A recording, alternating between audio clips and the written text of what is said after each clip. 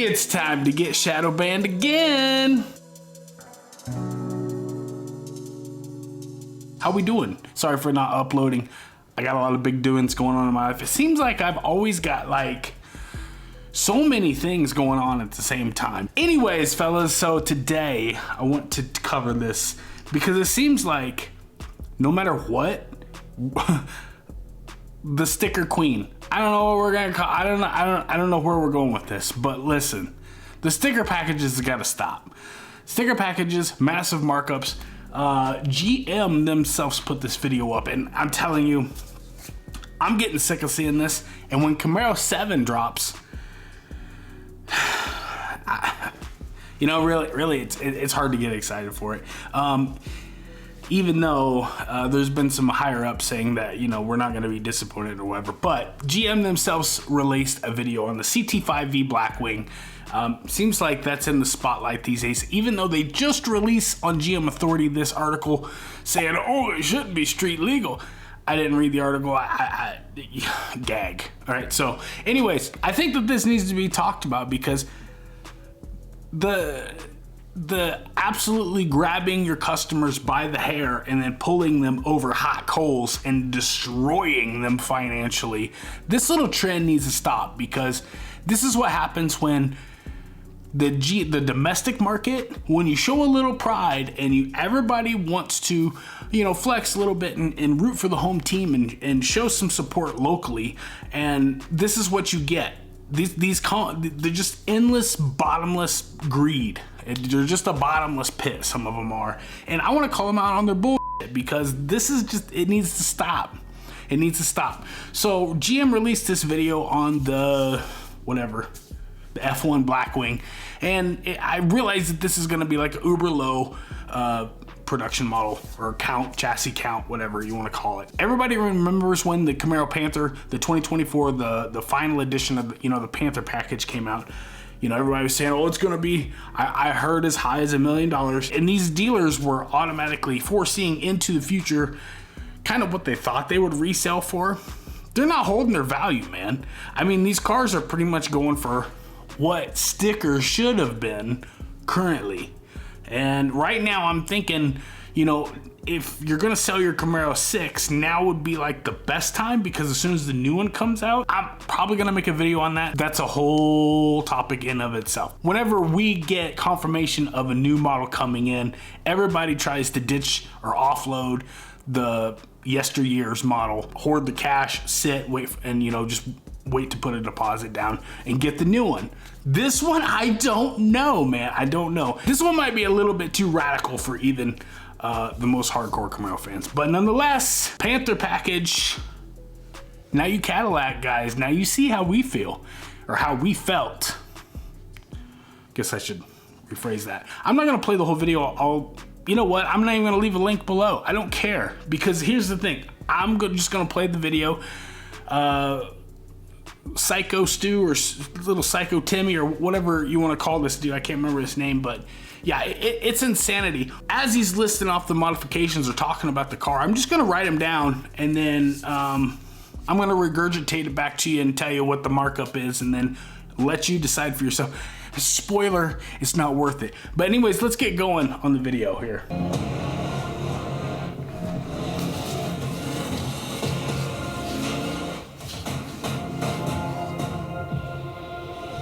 This is a Cadillac CT5V Blackwing, F1 Collector's Edition. Wow! But it's not a tribute car. This is the first American production vehicle to carry official F1 badging.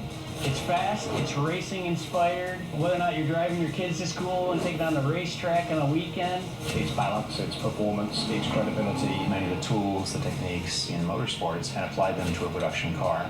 Fully sanctioned by Formula One, the FIA, and Cadillac themselves. A performance-upgraded, supercharged V8, handcrafted by artisans in Michigan, and we got our hands on that.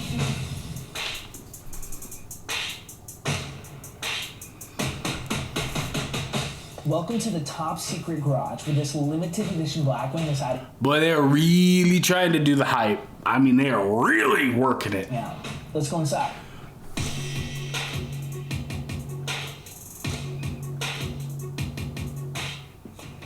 When the CT5V Blackwing first burst onto the scene, it rewrote what an American performance sedan could be. 668 supercharged horsepower, a 6-speed manual, and a 200+ mile-an-hour top speed that put it squarely in the crosshairs of Europe's best. Now, a lot has changed for Cadillac in the past 5 years. They joined the Formula One race.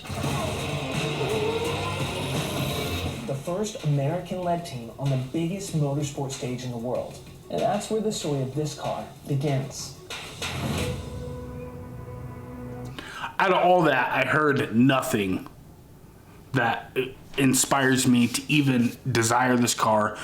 I understand there's only going to be like 26 of them, I think they said they're going to be made. I'm not even jealous. Like, I'm not even be like, oh, that... You know how when you hear of a collector's car or something, you're like, oh, man, that would be cool to see in the wild or see in person, just to see the differences? Hard pass. With Cadillac joining F1, we wanted to celebrate in a unique way by taking some of our learnings and applying them to already what is our fastest production vehicle. Come on, let's start with what you're actually looking at. This isn't just a blacked out Blackwing. Yes, it is. Every single detail on this car was Guaranteed. intentional. This generation got a fresh exterior, a revised front fascia, and stronger visual cues. So when... I do like the new look of the CT5V Blackwing. I do. I think they're a cool car. I like them. I would have legitimately bought one had they been like the price tag down on earth. you see a Blackwing, you know it's a Blackwing. And for this 1 of 26 collector's edition, they took it a step further. The finish is called Midnight Stone Frost. Pair that with carbon flash metallic wheels and Harbor Gray brake calipers, and what you're looking at is a fully monochromatic car, inside and out. And that wasn't by accident. This color language was inspired directly by Cadillac's. For those of you that don't know, monochromatic is just everything on the scale of black to white and all the shades in between. That's all that is. Meaning, this car is meant to look like it belongs on the grid. Down here on the lower body, carbon fiber, with the switchblade silver pinstripe running throughout. And the Cadillac crest, monochrome. Even the exterior badging is gloss black. Now look at the door. This F1 logo is not a decal or a badge. It's stamped directly into the metal using a new autocraft technique. And on the spoiler, you've got a red F1 decal set under the clear coat, plus a gray FIA logo, which can also be found on the rocker panels. Cadillac has a long and I think underappreciated history in motorsports and in performance. These are really performance vehicles in luxury clothing. Formula One was a logical next step in terms of going forward in terms of motorsports. If you looked at sort of Blackwing, it's really to do with the performance actually in a Cadillac. You know, a car has to perform at a level to be able to get the Blackwing terminology. This is the first American production vehicle to carry official F1 and FIA badging, fully endorsed by Formula One and the FIA. Now let's go in. Oh my God, this is my favorite part. Watch this chick. He's gonna. Oh, even the cameraman in the back seat there. It's holy crap. He says, "Thanks for joining me," and he does it in such a psychotic, intense manner. Now, look, I get it. On camera, you have to be like a little bit over the top, full throttle. You know what I'm saying? But this dude, like, oh man, wow, he's taking it to the max. And even the chick, like, looks down at the dash because she's like, this. Oh my God, is this really happening? Hi, Megan. Hi, Ethan. Thank you so much for joining us in hot and sunny Miami, Florida. Thanks for having me. So, Megan, we see a ton of nods to Formula One in this car. What makes this car so special? This car will be very, very, very exclusive. Only 26 produced. Just really what it represents as being our first year on the grid in Formula One racing. 26 is also significant because it's the last model year for this current car that you see today. So it's a beginning and an ending all wrapped up into one. And woven through the interior are F1 and FIA details that honestly, you can spend a while trying to find. Start with the seat. There's a embossed F1 logo pressed directly onto the leather. The shifter has a 3D printed F1 medallion, which seems especially fitting on a manual transmission. Even the sill plate carries a Cadillac Formula One logo. So every time you step in and out of the car, you're stepping over that. And now under the hood, we got a supercharger. The F1 and FIA logos are machined and etched directly into the metal. And I feel like, honestly, that detail alone tells you exactly how serious Cadillac took this build. But we can't talk about F1 without talking about speed. Okay. So we just made it to Pontiac, Michigan, at the GM Propulsion Center. We're gonna go inside and meet Mike Kosiba. Safety first. Mike, I'm Ethan Roach. Ethan, pleasure to meet you. So you want to tell me a little bit about like where we're at, what is going on in all these different bays and areas that we have? If you ever wonder, like, how do we decide, what the engine does when you hit the gas? This is where that all starts. To make sure that this engine does everything that the customer wants, whether it's performance, it's durability. A lot of what happens here is the tinkering on how we can take that performance and just punch it up. We gave our engineering team a very specific mandate: increase the performance of the Blackwing, which is already a 668 horsepower monster. They reduced the size of the drive pulleys, allowed it to spin up a lot faster on the supercharger. As a result, we got about 17 more horsepower, bringing a lot of the things that we learn in motorsports into production. So what's coming up? What are we going to test right here? So now we're at the stage where we're getting ready to demonstrate and basically verify what our... Okay, that's where I'm gonna leave that. That pretty much wraps that up. Okay, now look, the insanity. So let me go through the list here. Keep in mind, I just did just a quick Google search. Car and Driver came up. I just searched what is the maximum CT5V Blackwing for 2026 cost. And it says that the CT5V Blackwing will range from about 107 to 158,000. This car is $260,000. So therefore, that's a $102,000 markup. And that's if the dealership does not, try to get their hand in the cookie jar as well. You know they're gonna. Plus, this is 1 of 26. So what does that tell you? It's not even a car really worth looking at or taking seriously, but nonetheless, it's precedent setting going forward for cars that, the tier of cars that trickle down to you and me. It's just a continuation of bad behavior on the manufacturer's behalf. But nonetheless, Ford has the GTD. I did a poll. You guys think that this car, the CT5V Blackwing, is worth more so the cost of what GM is asking for it versus Ford $327,000, but the MSRP's on the GTD coming out at $450,000 typically is what I'm seeing so far, but everybody voted for the Blackwing. So let me list it off to see if you guys really think that the CT5V Blackwing, if these parts, even get nowhere near $102,000 sticker price before markups.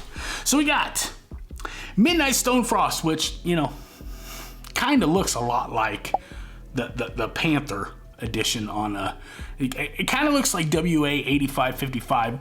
For those you don't know, it's the black that's been used for years, decades and decades, sprayed with a satin or a matte finish clear. Carbon flash wheels. Carbon flash has been a paint color that's been used years and years on Corvette. It's another hand-me-down. I'll just keep going. Arbor gray calipers. Really looked a lot like the same finish on the standard ZL1. Just saying. Carbon fiber skirts. I think there was a carbon package that you could order. You could get on the regular CT5V. I think that might have been in the upper trim Blackwing, but those didn't have switchblade pinstripes on them. Cadillac crest and monochrome, so all the emblems are kind of like a blacked out emblems. Let's see here. Gloss black exterior badging. F1 embossed in the door right there, down there by the side skirt. That one's a little bit different, but it's super easy to do in the die. That's going to be a different part number for a different door skin. So kind of getting there. So on the spoiler, there was a red F1 logo with another FIAA or whatever, the FIA logo on the other side. And that's under the clear. All right. There's only 1 of 26 Only 26 made, so you know what this is. This is gonna be the people that pretty much own the dealership franchises, or you know, the CE, or you know, any of the C-suite people, the higher ups. They're gonna get first dibs. They're gonna get first call on these cars. So you know, us plebs, forget about it. Embossed F1 logo on the headrest. Okay, a 3D printed shifter with the F1 emblem on the shifter cap. I think right here, as a matter of fact. So when I ordered my ZL1, they got me for, I can't remember, I think it was like $140 for that little carbon fiber look-alike. It was not carbon fiber, but this is all it is. This is all it is. Let me take my face out of here. Those of you that know, and that's what's on the back. There you go. So a little bit of aluminum glued to some plastic with a nut pressed in there. You will be the talk of the town. Cadillac F1 on the sill plate, on that little entry plate as soon as you open the door. Yeah, that says F1, baby. Going under the hood, this is where it matters. You got the Cadillac F1 etched in the metal. It's a supercharger lid. All it is it's probably 1 of 26, 2 of 26, whatever. F1 etched on the supercharger lid. And we're gonna get a smaller pulley, a little razzle dazzle on the tune, taking it to 685 horsepower. So you're gonna get plus 17 horsepower. I think those pulleys are like 150 bucks. Look, the thing is add all that up, does that even come close to $102,000 worth of money? Here's the problem. Rising tides lift all boats. So if this car's $260 plus markup at the dealership, this is over $250,000, guys. So that drags the base models up with it as well. And that's what affects you and me directly. And this is the point where we got to start voting with our money, guys, and saying that enough is enough. This crap, I'm not buying it anymore. There was another channel, and I watched a video.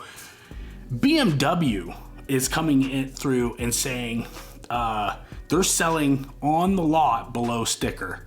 I haven't went and checked out, you know, there's a BMW dealership here locally to me. I haven't went and checked it out, but nonetheless, there was proof. The guy was going around showing, you know, all the cars, the window sticker, and then what the sale price was. These things were knocking like $15,000, $20,000 off sticker. And another good point is I didn't want to knock them, or I didn't want to kick them while they were down. I think it was a pretty low blow, and that's playing dirty. But even the government replaced GM because they were too expensive. They got replaced by BMW, and that's saying something. When you get replaced by BMW, Mercedes, like, something is wrong. I genuinely hope you guys are getting just as sick and tired of this as I am. These prices need to come down. Even Ford released an article saying that prices need to come down. The CAN bus and all these nannies and all the monitoring and all the spyware and shit they're cramming in these cars gotta go. Let's get back to the basic. Let's make cool cars great again. Should we say that? I'll say it. I'm cool with that. Anyways, like the video on your way out. Subscribe if you haven't. Do it. And see you guys on the next one. Later.